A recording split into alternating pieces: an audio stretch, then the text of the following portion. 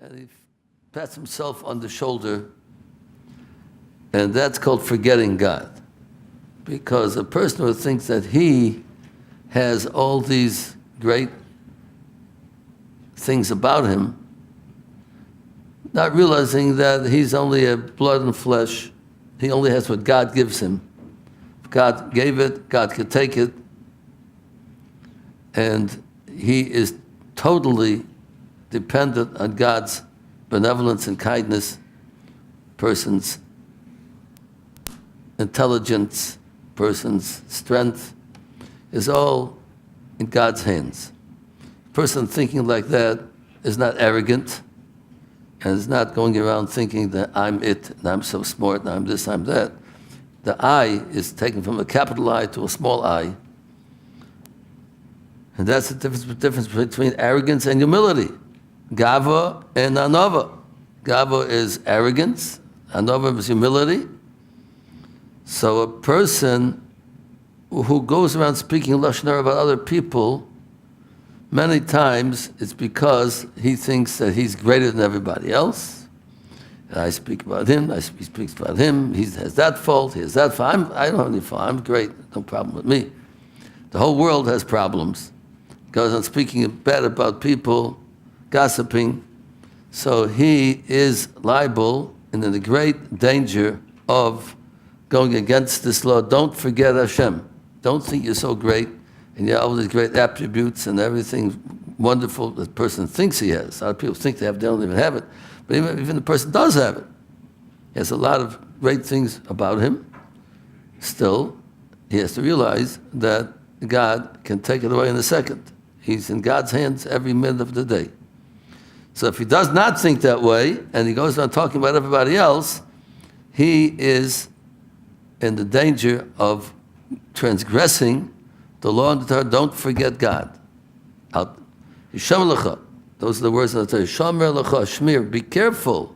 Watch yourself, lest you forget Hashem, your God. So we have to go with humility. Moshe Rabbeinu, the greatest of all great, Moses himself, the greatest man who ever lived, the most humble man who ever lived. Isn't that something? He's the greatest and the most humble. You think just the opposite. He's so great, he should be full of arrogance. And that's why he was so great, because he was so humble. Therefore, he humbled himself in front of Hashem. Therefore, God lifted him up and made him into somebody very great.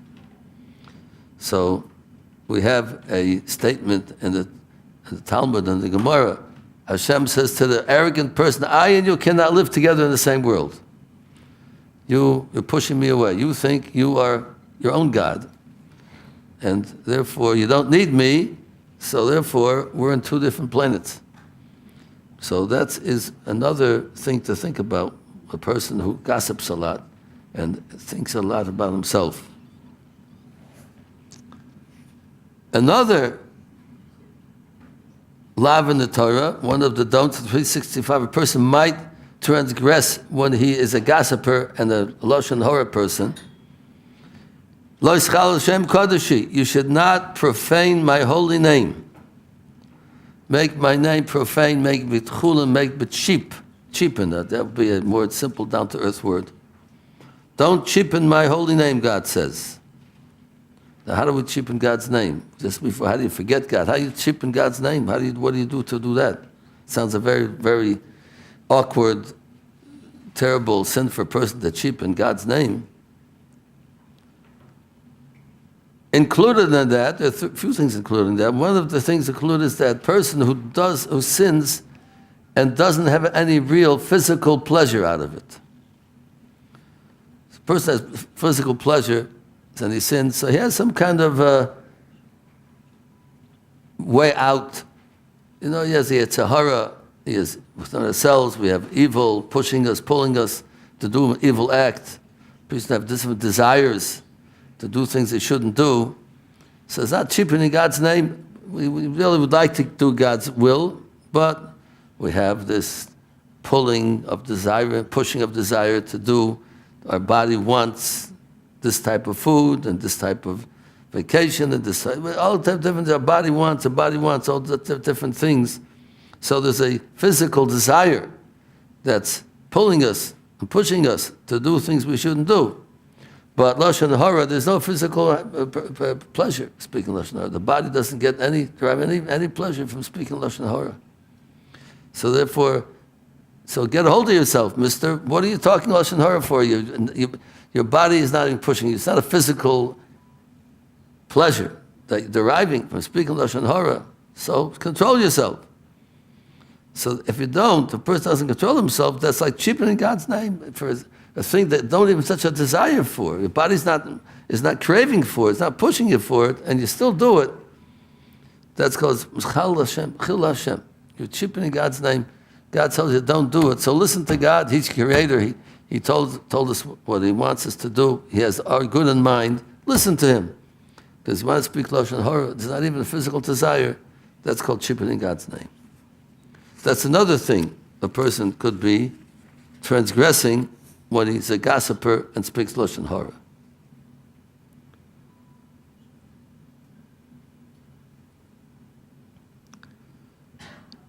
Well, okay. Well, there's many others. We'll come to Mitzvah Hashem. So let's now go to our.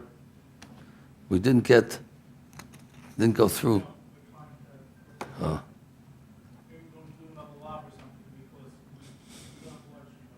The what?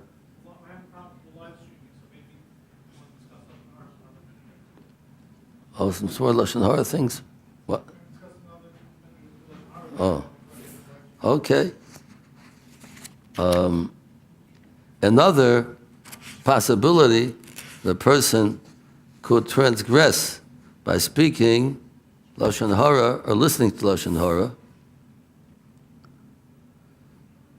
And this is a very, very strict and, it's pretty much people come up and have this type of problem.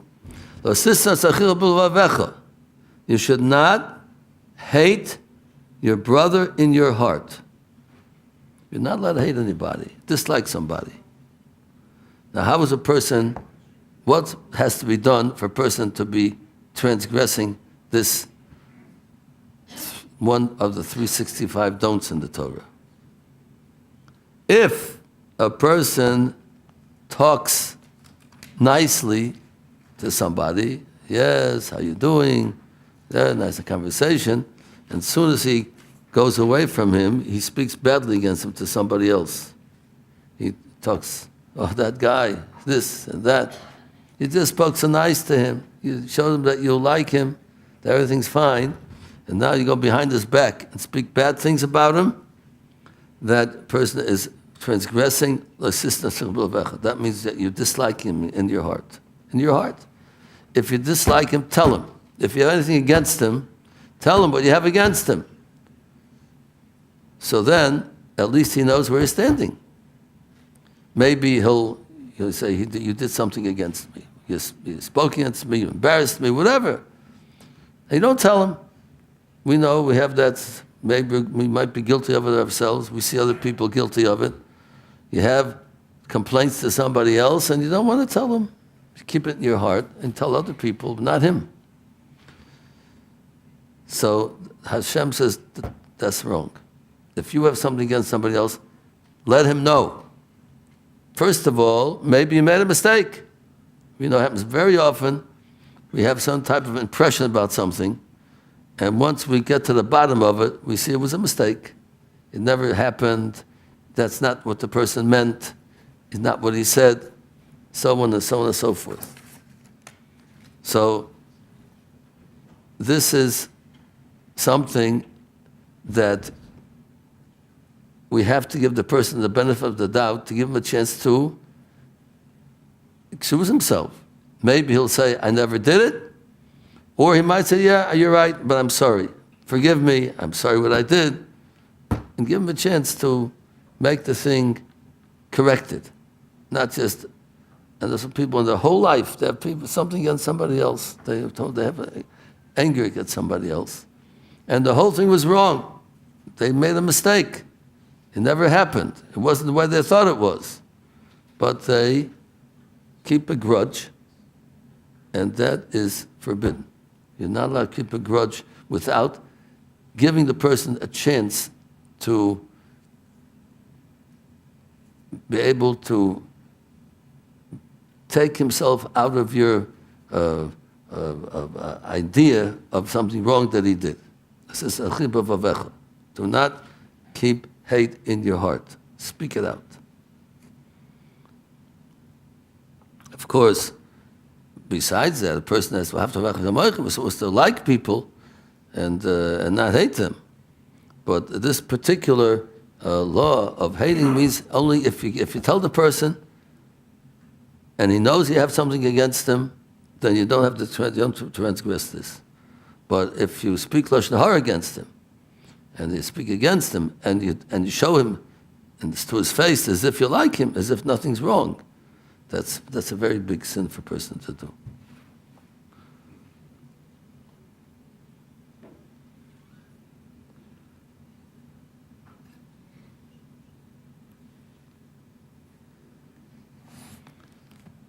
Okay, so we are about to start the new parsha, a new portion, the second to last one in Bereshis. We started Bereshis, I looked it up. We're on the 6th year now. We did 5 years, Hanukkah. We started Bereshis almost 5.5 years ago. You were there for the first time, right? Anybody else have felt all time there? Oh, yeah. Yeah. Okay, we'll have to make a big celebration when we finish because that won't be so fast. But the next to last parasha, Vayigash. And this is right in the middle of this drama of Yosef accusing Binyamin of stealing his cup which he was claiming that it was a mystical cup, able to tell all of information. He banged on the table and got all information out of the cup. Really, it was this cup that he was using. He knew all the information from before, but they didn't realize that. They didn't know it was Yosef yet. So they thought that this cup was something special, some magical cup that he had there. And he planted it in Yosef's sack, and he bid them farewell. And then his man ran after them and said, "Why did you steal it?" "What? We stole it? Can't be. Okay, let's check." They started checking. The oldest one went to the youngest one. They found the cup in the sack of Binyamin. So he said, "Why did you do a thing like that? I was so nice to you. My master was so nice. Yosef was so nice to you, and you're so mean to him. You go and steal his cup." Of course, last week we discussed why Yosef was doing this. He had very specific ideas in mind why he's getting the brothers to come back. And he says to them, "Listen, really you're all guilty because you're all one chabura, all one group of people together. Probably you all planned it together to steal the cup." He took it actually, but in theory and planning, you're all probably part of it. You all really should be my servants, but I'll be nice to you. You go back to your father, and Binyamin, the one we found the cup, and he'll stay by me, and he'll be my slave, my servant. And we said last week, one of the reasons he's doing this, to see if they're going to stick up for him. Or they say, yeah, Rachel's children, Yosef, they got rid of him, now we'll get rid of Binyamin. Rachel's be out of the picture, because we don't want them to take over like Yitzchak took over from Esau, from Ishmael. Yaakov took over from Esau. So then Rachel's children take over for us. We'll glad to get rid of them. Yosef we got rid of, Binyamin we'll get rid of, and we'll be able to be the children of the covenant. They were afraid that maybe Yosef's taking over. We discussed it at great length. So that's the reason why he's testing them. Will they stick up for Binyamin? Or are they going to say, just like Yosef, they sold him, got rid of him, they'll get rid of Binyamin also. So here they are in front of Yosef. He's telling them, goodbye, you're free. Binyamin, he's staying here in Mitzrayim. Vayigash Elav Yehuda, and the parsha starts, Vayigash, this parsha called Vayigash. We read it about 2 months ago. Vayigash, Yehuda came close to him. Oh, wow, look at that. Fantastic. If they can read it, it'd be nice. Shkoyach, thank you. This is my handwriting, so if you can read it, it'll be nice.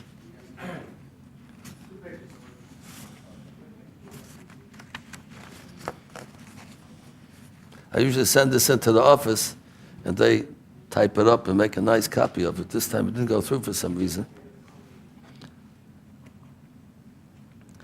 Yehuda came close to him.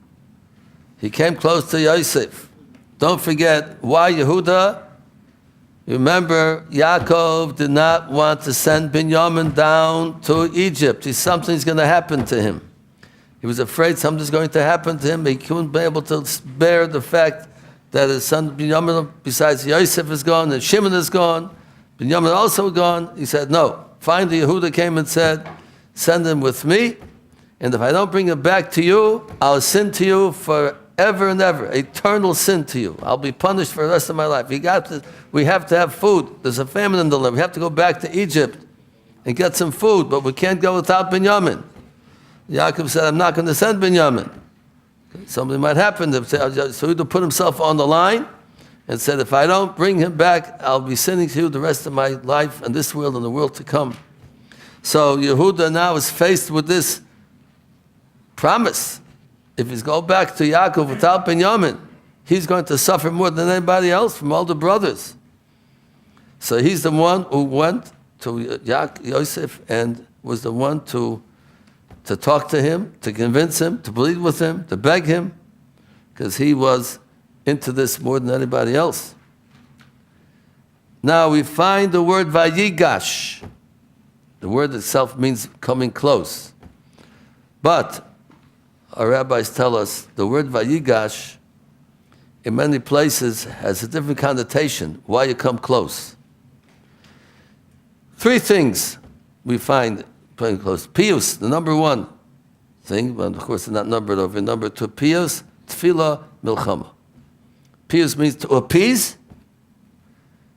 You get close to somebody to appease them, to beg them, to plead with them. Tefillah, you come close to somebody to pray to them, to pray to God. You pray to God, tefillah. You come close by tefillah. And milchama, battle. Sometimes we get close because we engage the enemy. When a person goes to battle, you go head on and you fight them, milchama. So, the Torah says over Vayigash, Yehuda was going to Yosef with all 3 things in mind. Number 1, he tried to appease him, like we'll see pretty soon.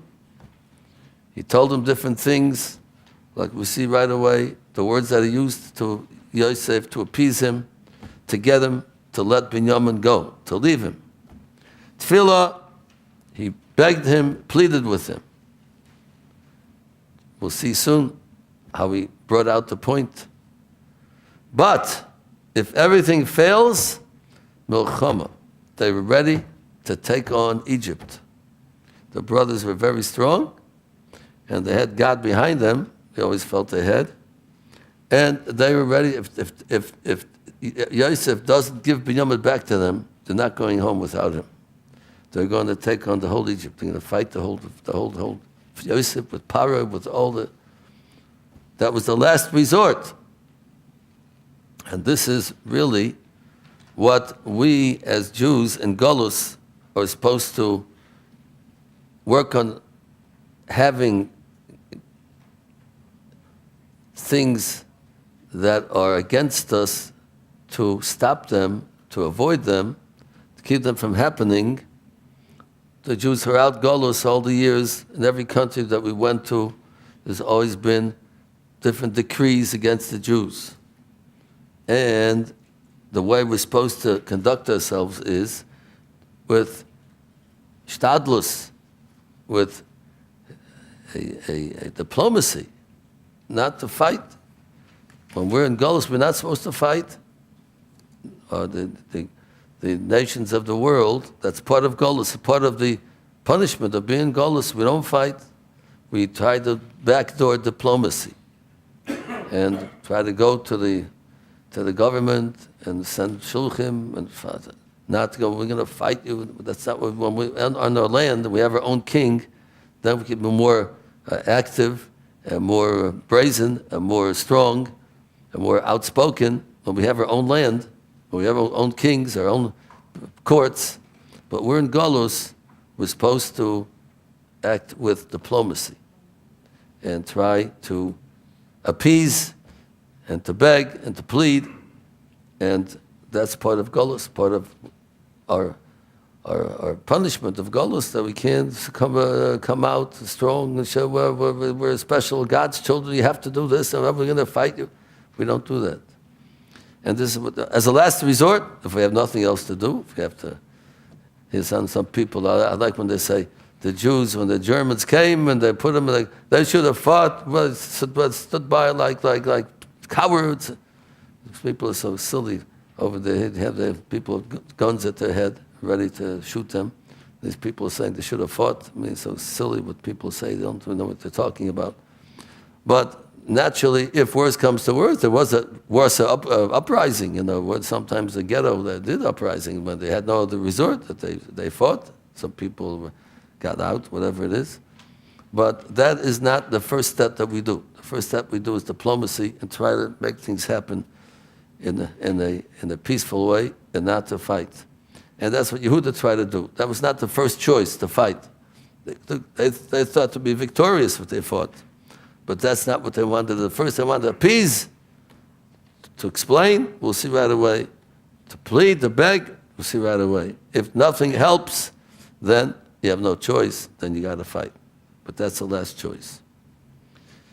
So Vayigash, this is Yehuda came for these three options, three possibilities.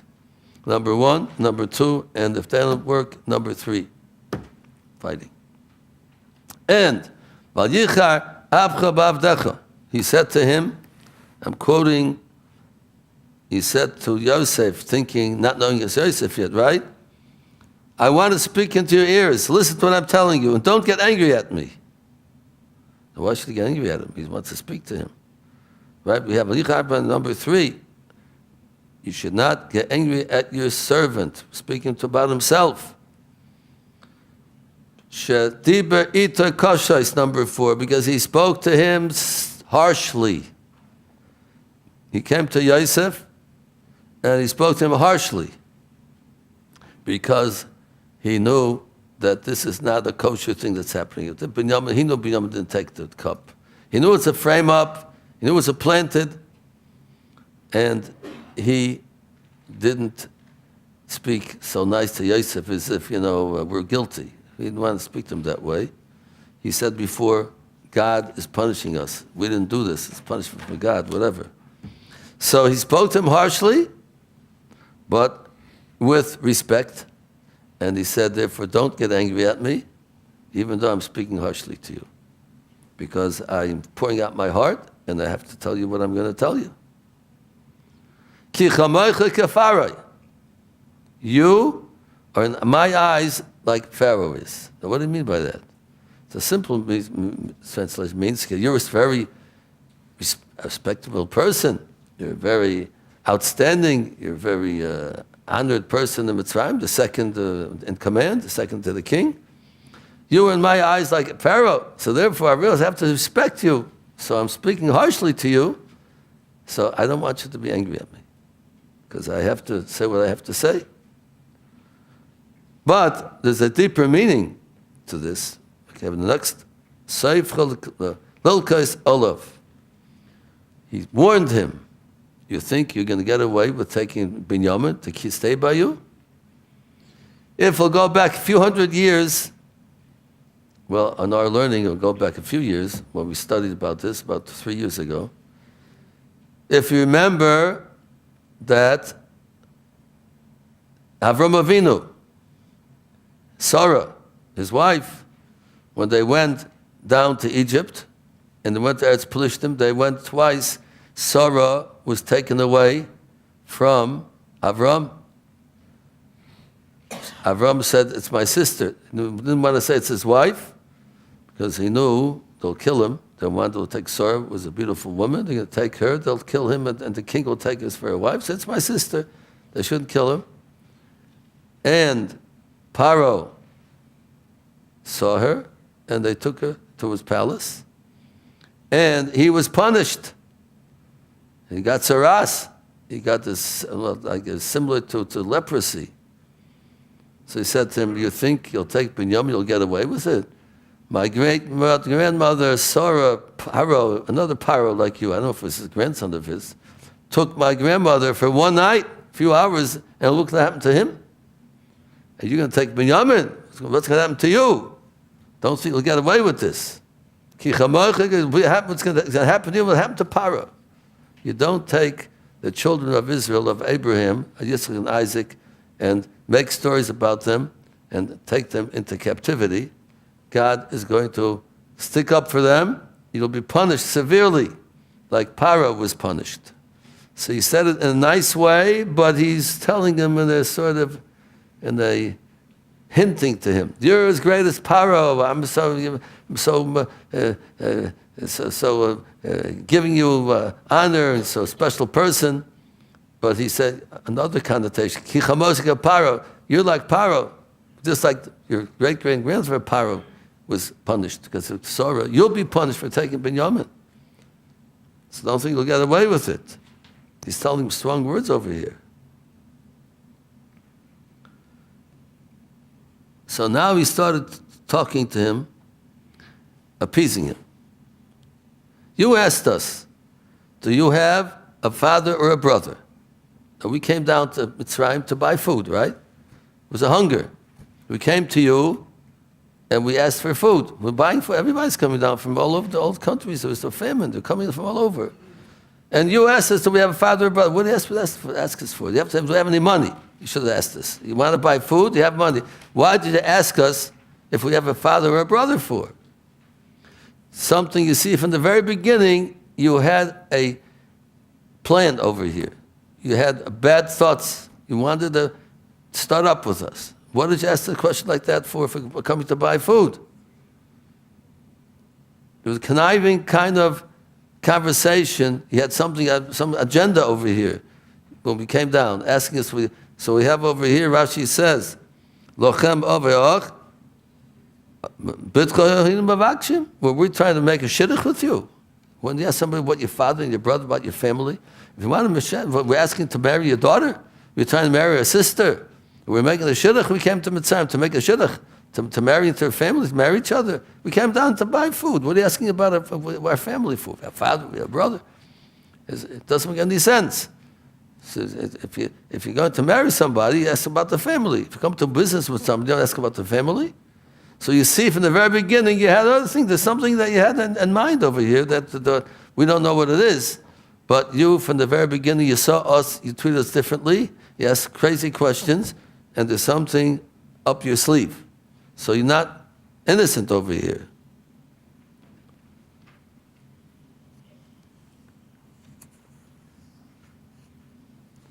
But we answered you. We didn't say then, what are you asking us for? What's your business? We were nice to you. We answered you that we have an old father at home and a brother who died, and the brother who's still home at that time, and he's still with our father. Now, why did they tell him that Yosef died? They said Yosef died. They know he didn't die. They didn't know he died, but he's afraid. Rashi says, well, hey, we have Yosef, another also. Oh, you have another brother. Bring him down also. They didn't want to tell him the way they didn't know what he's doing over here. So they told him to have a brother, bring him down. So they brought him down. Now look what happened. They're afraid to tell him we have another brother, Yosef. Oh, you got another brother, bring the other. So he says, no, he died. He died. There's nothing to talk about. So you won't get to see him.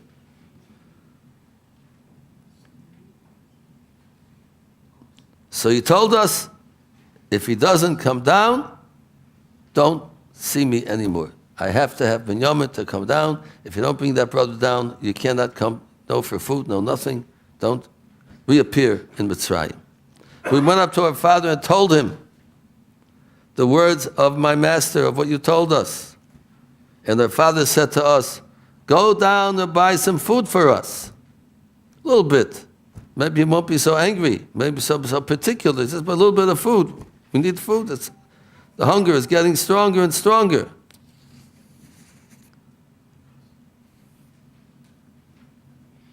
So he said that we cannot go down. If Binyamin will come with us, we'll go. And if not, he warned us, don't come to see me if don't bring your younger brother. There's no way. If he doesn't go down, there's no food, we can't go. So Yaakov told him at that time to his children, you know that my wife, Rachel, bore for me 2 children. One of them I lost. Yosef I lost. I said he was torn apart by a wild animal. Like, remember, that's what they told him. He showed them the bloody clothing of Yosef. He thought it was torn apart by a wild animal. I haven't seen him all these years. And now you'll take this one from me, and an accident will happen to him. You will bring down my old age very sadly into the grave. I'll lose Binyamin also. So Rashi tells us, Yamus, the first one, the second sheet. When I have Binyamin with me, so at least I have Rachel's child. I have Rachel, Yosef's brother. At least he's keeping the memory and the feeling of the 3 of them. Rachel, his main wife, which he died very young. Yosef, who died very young. At least Binyamin's here. So I think about his mother, I think about his brother. If Binyamin is taken away from me, it's as if all 3 of them died in one day. If Binyamin is taken away from me, so then I have nothing. Their whole memory will be gone. That part of the family will be wiped out. There are a lot of people who don't go on the same plane together. The whole family don't go on the same plane together. Because one same accident happens, the whole family will be wiped out. To me, it'll be like, oh, in one day, Binyamin is at least giving me some comfort. That I at least have Rachel, my beloved Rachel's wife, Rachel, her son is with me. At least I have the brother of Yosef with me. But if he's gone, as if all 3 are gone at one time. That's what he told us. So I promised him, don't worry, I'll bring her back. And now, when I come to your servant, my father, and then he won't be with me, his life is dependent on his life. He'll be so upset, so broken, so totally distraught. He'll die. He won't be able to live. It'll be too much of a shock for all 3 to be lost in one day. He'll see that the lad is not with us, he'll die, and we will make his old age go down in sorrow into the grave. How can you do this to us? So he was here, he's telling him, appeasing him, begging him, and he's trying to get Yosef to leave him alone. So, this is the deal, he told him. I will go in his place. Let me come instead. You're right. Binyamin, you'll say he stole it. I know he didn't steal it, but you say he stole it. Good. So I'll stay here instead of him. I'll be your servant.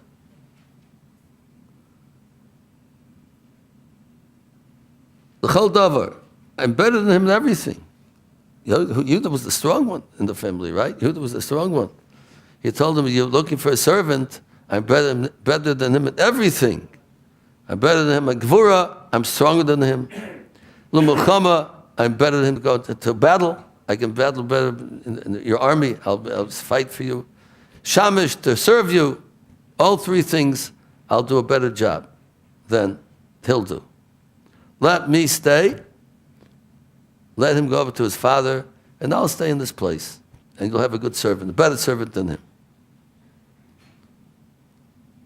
Because otherwise, what's going to happen? I can't go back. I can't go without Binyamin. You have to let him stay. Let me stay, let him go back. So this was the plea of Yehuda to Yosef.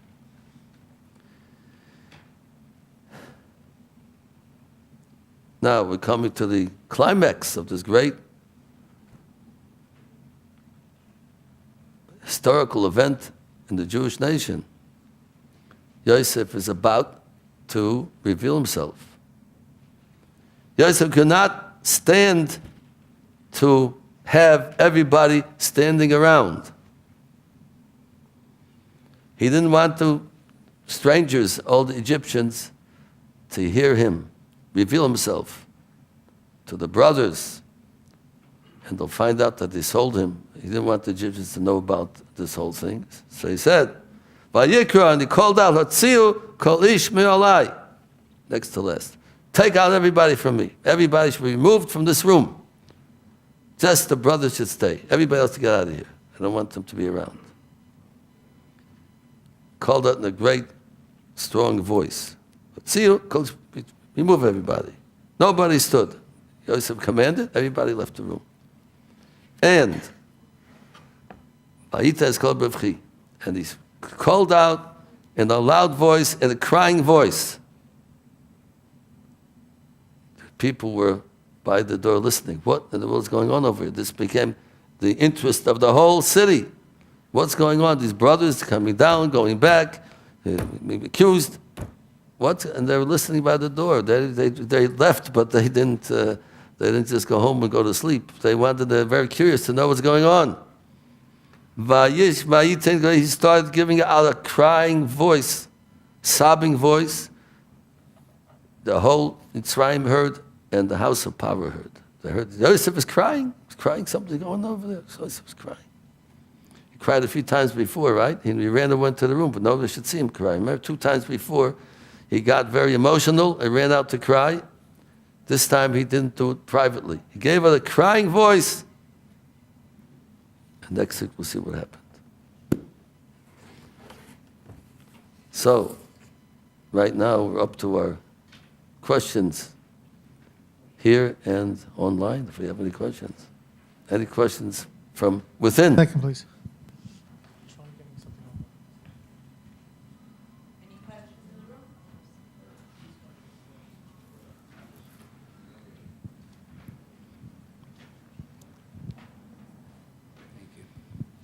K'vod Harav, what Yosef's name was in Egypt?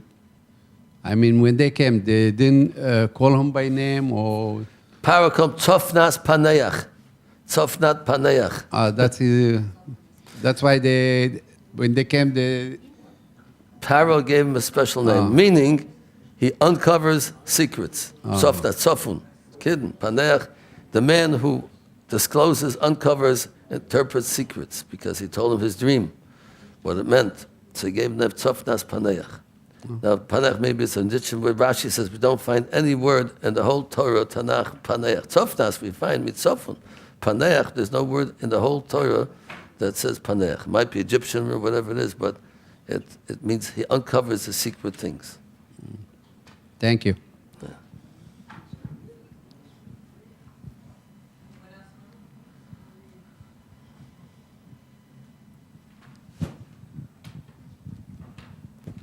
Rabbi, you were speaking before about humility to God and modesty, and it seems modesty and humility are different things to different people. I mean, there's not just one standard for humility or modesty. I would say you're right, but we have to go to what the Torah considers humility and modesty. And if we go to people, we'll find a lot of different ideas about a lot of things. That's why there's relative truth and absolute truth. Relative truth is relative to people, to their feelings, to their community, and there's absolute truth, which is God's truth. And that's what the Torah, we have to learn the Torah to tell us what the real truth is, what kindness is. I always say Hitler thought he's doing the big favor to the world to kill all the Jews. That was him. Imagine that, getting rid of all the Jews. That's the best thing that happened to the world. Haman, that's the best thing to the world. Haman, to kill all the Jews. That's what to them, that was kindness. That kindness to the world, that was the right thing to do. So people have all kinds of ideas, what's good and what's bad. If we go according to where people go, we'll be the world would be very, it would be extinct. It wouldn't be around anymore because everybody has their own idea what good and what bad is.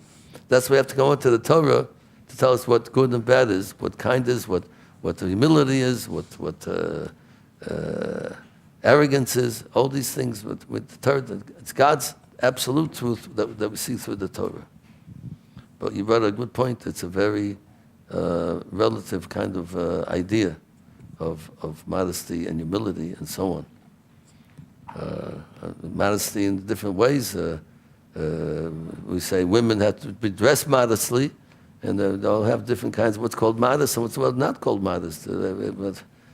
People have to act modestly. What's called, I mean, all these things are very up to opinions and ideas, and we're very affected by our surroundings, about other people who write things and talk on in the media and so on. We're affected by them, but that's not necessarily Torah kind of ideas. Okay, Rabbi, I don't quite understand. When a Jew died, and they're not allowed to touch their body, right? They what? They're not allowed to touch the body, the parts of the body. Like, for example, when a non-Jewish or a Jewish person need parts of the body, To give to donate parts of the body. they're not allowed to right. donate part of the body. Unless right? there's a person who needs it right away, who's in danger, then they could give part of the body. I see. Just put it in a bank. We don't put it in a I bank or a bank to preserve it for future use. That we don't do. So if somebody right there who needed it, we give them whatever is necessary. Life and death matter. We certainly would give a part of the body away, whatever is necessary to save somebody. Of course, we give blood. Donations for sure, but that's not a matter of life and death. We give blood for people who need blood. But even body parts, if somebody would need it, and they would definitely donate it to that person. So you're allowed. Yeah. People donate kidneys today. Also, when they're alive, they donate kidneys. A person can live with one kidney, but a lot of Jews donate kidneys. Religious Jews donate kidneys to people when they're alive. But if somebody would die and they needed a kidney, and the person would take it for kidney from a dead body, would be permitted. If we knew a person who needed it at that time, would be permitted to do so. I see. Thank you. I just want to ask a question on Nancy's question. Do you need to donate only to someone Jewish, or could it be to anyone that's in need? Well,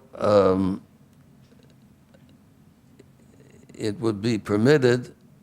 We don't want to incite the non-Jewish world and say we don't give them Eivorim, because then we won't get anything back from them. So it has to be a ongoing give and take type of thing, because that's considered dangerous if we don't allow for us to accept from others. If they don't get from us, they won't give to us either. If they don't get from us, they don't give to us. So it'll be the same type of thing. In order to keep the flow of back and forth of body parts that are necessary for life, so that would be permitted to do so.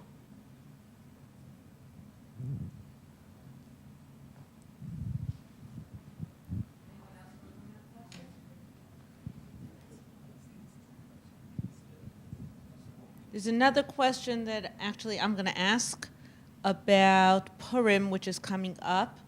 Mishlach Manot, that we are required to send at least one food gift of 2 ready-to-eat food items to someone else. Can that be... Two food items. Right. Can that be... Can we give it to a relative, a friend? Does it make any difference who we give it to or not? Well, you could give it to anybody. Of course, not somebody who's in your household. You wouldn't give it to somebody in the same house, eating from the same kitchen. Somebody who eats from a different kitchen. It could be a relative. But preferably, we're told we should give it to somebody that we're not so friendly with. Most people have a tendency to give Mishlach Manot to people who we are friendly with, and we want to send them some nice present on Purim. But we're told it's a bigger mitzvah to give it to somebody we're not so friendly with, to make friends with them. They'll get from us a package. Oh, it's so nice of them. Somebody we had some kind of little bit of a disagreement during the year, and we're a little bit on the outs with them, not such a closeness, by giving Mishlach Manos, so that we can maybe patch up the feeling that was lost, and to reignite a good feeling between them. So it's a bigger mitzvah to give to somebody that we're not so friendly with. But we are performing the mitzvah to give to anybody the shalach manos.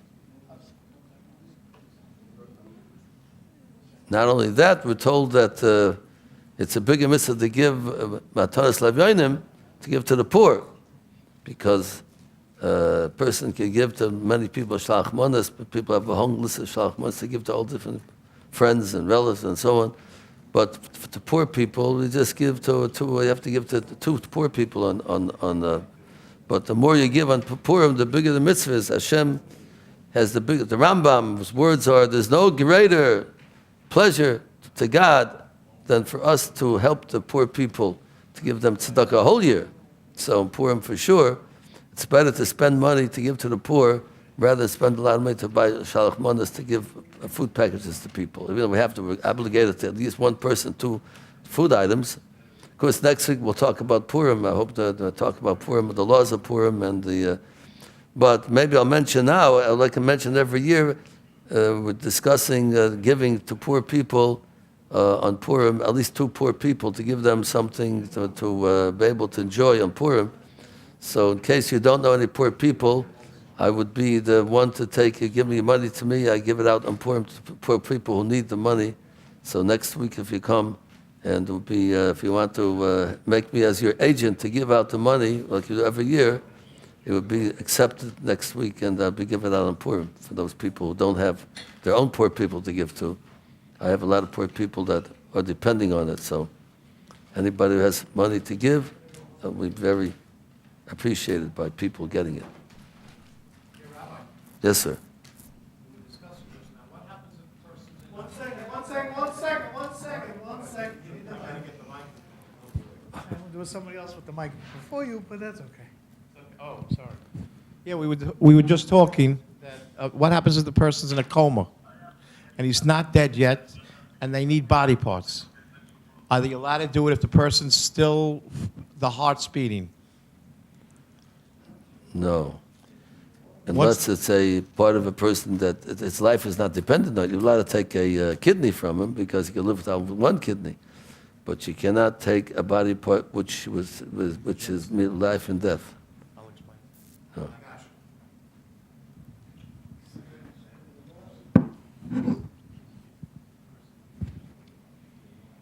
So lately for Purim, a lot of people send you a card that they show they gave money towards whatever. I don't even, a couple of, is that okay to do instead of any foods, baskets? Well, it's not, you're not fulfilling the mitzvah of Shalach Manos with that. That's only, people do that because they want to keep a friendliness between a lot of people. It's such a nice thing to do. So they're giving to poor people the money and telling you that instead of sending you Shalach Manos, they're sending money to the poor person. So we feel good getting that card. They're thinking about us. On the other hand, they're giving a poor person the money they would have spent for us. After poor, most people have a house full of Shalach Manos. They don't know what to do with it. So much Shalach Manos coming in. And they would be very happy if people would spend money for the poor rather than sending Shalach Manos. So you're not fulfilling the obligation with that card, but it makes a good feeling. So the spirit of the thing is there. Even the law itself, you have to give at least to one person some food items, but the spirit of the law of friendliness that you are fulfilling by sending that card. Yes? I want to ask where the tradition of giving out the mishluach manot came. Is there a reason why we do From it? the Megillah. It says in the Megillah, it says a few times in the Megillah that after the whole miracle happened, so they made the law of reading the Megillah for the 4 laws in Purim. One is to read the Megillah, one is to give Mishlach Manot, to give food items to other people, one is to give money and donations to poor people, and one is to have a festive dinner on Purim. Those are the 4 laws of Purim. So it's mentioned in the Megillah itself that Mordechai and Esther made this law that everybody So should. Mordechai made the law. Yes. Okay. Mordechai and the High Court. The High Court together. He was part of the High Court of the Jewish people. They made it together, this law. Okay. Mentioned Thank you. in the Megillah. Online, online is not working. You have a bit of it. Online is not working this week. Oh, no, we have questions. How did the dressing up start for Purim? How's the? The dressing up start for Purim. Oh, Costumes. well, there are different reasons for that. The most practical, understandable reason is because the whole, probably we'll discuss it next week, or we'll discuss Purim next week, Mr. Hashem. But the whole, the miracle of Purim is called Nes Nister. It's called a hidden miracle.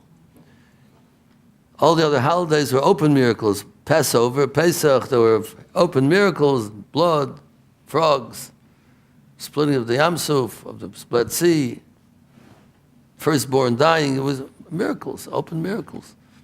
And Shavuos, God came down on Mount Sinai. It was a miracle. It came down with his whole revelation. Everybody saw God come down on Mount Sinai. But Purim and Hanukkah was a miracle that the oil burned for 8 days, so it was an open miracle. But Purim was a hidden miracle because there was no special, wow, look what happened. That's not natural. It was a very natural type of thing. Esther became the queen, and therefore Mordechai found out what happened, and he made and Haman tried to destroy them, and then Esther went to him, spoke to the king. So it seems like people say, well, that could have happened. Who said God made it happen? It could have happened by itself. So we know God was behind it naturally. It's called a hidden miracle. There was no wow kind of things that happened. That's impossible. That's not natural. Everything seemed to be natural. Everything would fit in. So we want to show, to remember the whole time that it was hidden. Therefore, that's people dress up to hide themselves. That's not really him. Looks like somebody else. It looks like Achashverosh did it. Looks like Esther did it. Mordechai did it. Really, God did it. He's behind everything. But on the surface, on the just looking at what happened, it looks like they did it. The Mordechai and Esther, they brought the miracle. But really, God was camouflaged by them. God was behind it. He's the one who made it really happen through them. So we dress up on Purim that it looks like he's a clown. It looks like who knows what he looks like, but inside is really somebody else. He's a real person. The outside looks like one thing, but the real thing on the inside is something else. So that's why we dress up on Purim. That's a simple idea behind it. Everything we do on these things has a reason for it. The food that we eat and the way we dress and so on, it's all for spiritual reasons, not just simple reasons that seem on the surface. We do have some online questions, even though we're not streaming. What Somebody had a dog that was very... What does that mean? Online, not streaming. What does that mean? We're not. There are questions. People sending email questions, but they can't hear you. Can't hear you saying. They'll get the responses when we post it on YouTube. What? Something's broken. Something's not working. Something's broken. We're not sure what. We've been working on it all evening. Somebody has a dog that was very dear to them, and the dog passed away. They have a question about saying Kaddish for the dog, and can they make a Kel Mali for the dog? A memorial service for the dog. No. We don't do that because a dog doesn't have a neshama, and the dog is just a living thing that lives and dies and does not have anything in the world to come and doesn't have any part in that in the way that he lived. It was in this earth. So we only make say Kaddish for somebody who is living. Might not be living physically, but they're living spiritually. So Kel Mole we say for people that are still being able to enjoy the tefillah, the prayer that we're saying. But a dog cannot enjoy the prayer that we're saying, and therefore there's no purpose to say anything because the dog doesn't know what's going on, and there wouldn't any purpose and any pleasure derived from that prayer for the dog. So we would not say Kaddish, we would not say Kel Mole. Is there an appropriate memorial that they can make for the dog in Jewish thought, I guess. No, the memorial is just to have the good feeling that Hashem gave us a nice dog to help us. And there's no memorial because there's no memory. A dog has no memory. Nobody cares about the dog. Nobody has no family. He has no relatives that have any connection. So a dog is just like a piece of food. A piece of food that you eat. You don't make a memorial of a piece of food that you eat. A dog is just a live thing that died. It's not around anymore. It's just a fly. You make a memorial for a fly that died. Somebody has a fly flying around the house. So you say, oh, it's some company. Nobody's around. At least there's a fly around there. So that's the fly died. You can make a memorial for the fly. So a dog or an elephant, wherever it is, how big or small it is, it doesn't have any future. It doesn't have any eternity. It dies, and that's the end of it. There's no connection. Doesn't feel anything anymore. Doesn't know anything anymore. So there's no purpose to make a memorial for him because he won't have any idea of it anyway. That's very important for us to know the difference between an animal and a man. Man and animal are different beings. One second. Yeah, I was just going to say, could be a Gilgal. Yeah. A dog is not a Gilgal. There could be a Gilgal in a dog, but it's not the dog Gilgal itself. Or a cat. Same thing. A Gilgal is in the dog, in the cat, but it's not a Gilgal itself. The cat is not a Gilgal. You wanted to say something? You wanted to... He's just angry at whoever asked the question. He's just angry at whoever asked the question. I don't know who asked a question like this. But the dog can, if the person died, the dog can do Kaddish for the person? I mean, just so he can't just say Kaddish. He can't say Kaddish, we don't say Kaddish for him either. Maybe the people they drunk. Okay. Some people get very attached to their dogs and animals, that's the thing. I had a question. Somebody has a contract. This is a serious question. Somebody has a contract with somebody and has penalties for abrogating the contract, for violating the contract, for breaking the contract. He's prepared to pay the penalties that it says in the contract. Is there something morally or halakhically wrong with them backing out and paying the penalty? In other words, that's the price. They're ready to pay the price for breaking the contract. Is there something wrong with that? Well, definitely. Contract means you obligate yourself to do something. The penalty is only to make sure that you keep your obligation. But it's not, we have a law in the Torah, a general rule that the Torah gives different punishments for certain things. So the Gemara asks, where do we find that God told us not to do it? You can't just get a punishment unless the Torah says don't. It says don't, then you can tell us if you do it, you get a punishment. Where does it say don't? You have to have a don't. So they ask a question, what do you care? The Torah says if you do it, you get punished. So obviously you're not supposed to do it. So the answer is no. A person will say, Torah says don't eat ham. So a person will say, well, I love ham. But if you eat ham, you get a punishment. You get 39 lashes. A person eats it, goes against the law of the Torah, so he gets 39 lashes. So a person says, I love ham. It's worth for me to get 39 lashes. It's worth I love a ham sandwich. It's worth it for me. So they say, no, the Torah, don't do it. The lashes are only because they keep you back from doing it. But you can't say, I'll do it and get the lashes. It's something that you're not supposed to do. The same thing over here, if you write a contract, it means this is you gave your word and you committed yourself. So the punishment or that person has to pay for it afterwards is not accepted by the person who wrote the contract. He wants to keep your word that you said. If you don't keep your word, by paying the penalty, it doesn't make you keep your word. Unless the person is willing to, the person who the contract was made with, says, okay, listen, I don't care. Pay me the penalty, I don't care. So if he doesn't care, okay. But I'm sure the person will say, what do you mean? I don't want you have to keep the contract. He said, I'll pay the penalty. So that's not what we made the contract for, to pay the penalty. We made the contract to keep your word.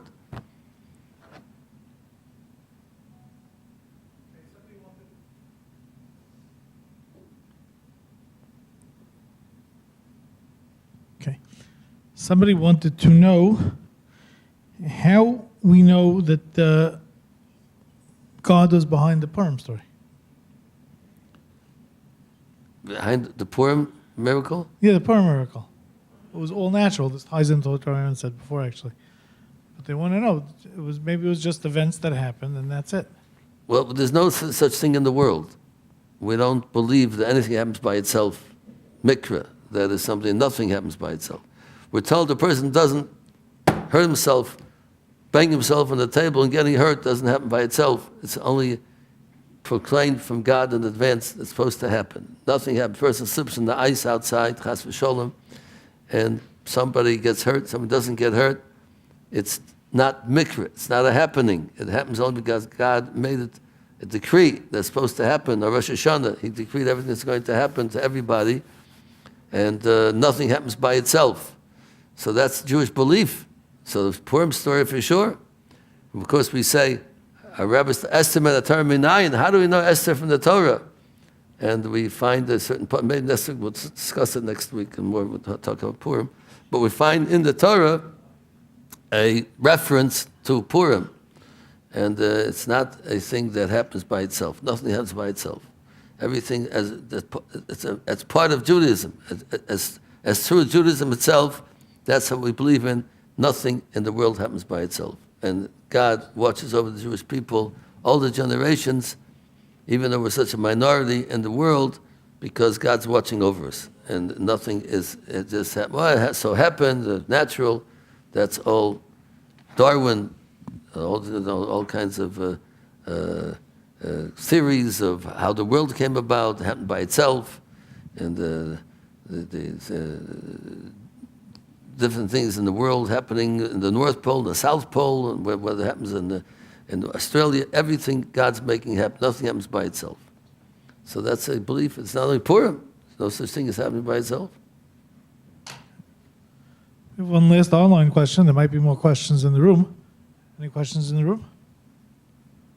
Okay, the question actually was... we have it over here. Oh, yeah? I thought you put your hand up. False alarm. The question was, actually, it was slightly addressed earlier.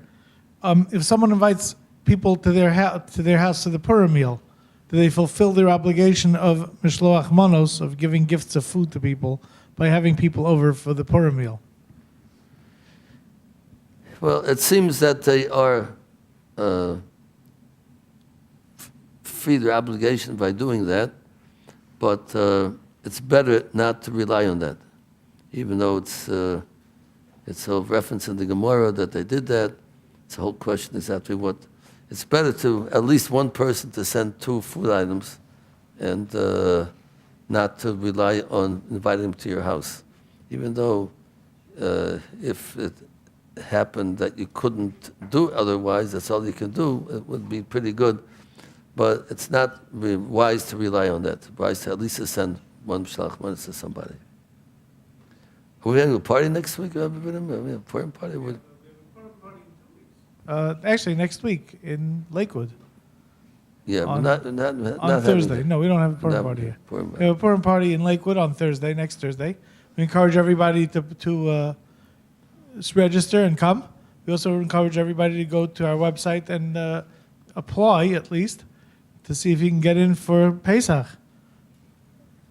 Because Pesach's coming, and you can have a wonderful... You're taking reservations for Pesach already? We're taking reservations for Pesach, but they're looking at applications for Pesach. I wouldn't say they're taking reservations yet, but they're taking applications for Pesach, and the application will be reviewed. You said it's obligations or applications? Applications. Oh, yeah. We'll always take obligations, whoever wants to contribute.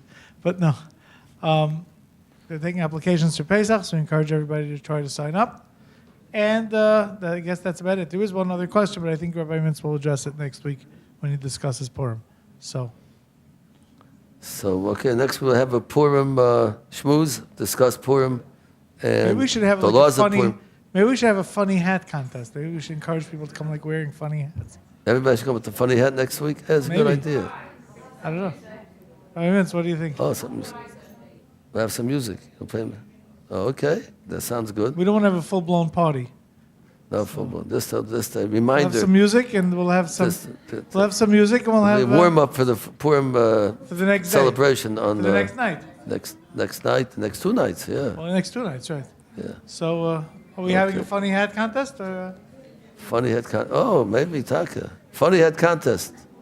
You're going to Okay. be part of our Rabbinim? You're going to come with the funny hat? We'll decide. I have to look in the attic, see what we have in stock. Well, that black hat's pretty funny. It's true. Just- we'll just come put- match. Rabbi Mintz will come matching. Oh, just put the brim up and maybe come with the streimel, maybe with a never know. fur hat. Oh, You never know what I'll show up with. Okay, so we'll have a funny hat contest next oh, week. okay. Okay, Sounds great. Man. We have a prize for the funniest hat? we'll figure it out. I don't know.